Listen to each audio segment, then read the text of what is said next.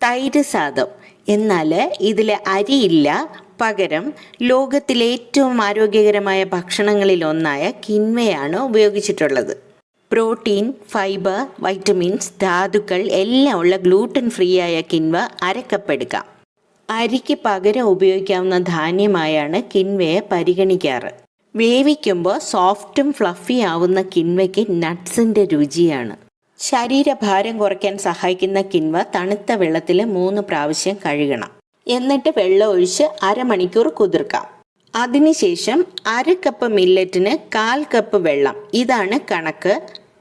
ഉപ്പ് ചേർത്ത് വേവിച്ച് വറ്റിച്ചെടുക്കണം.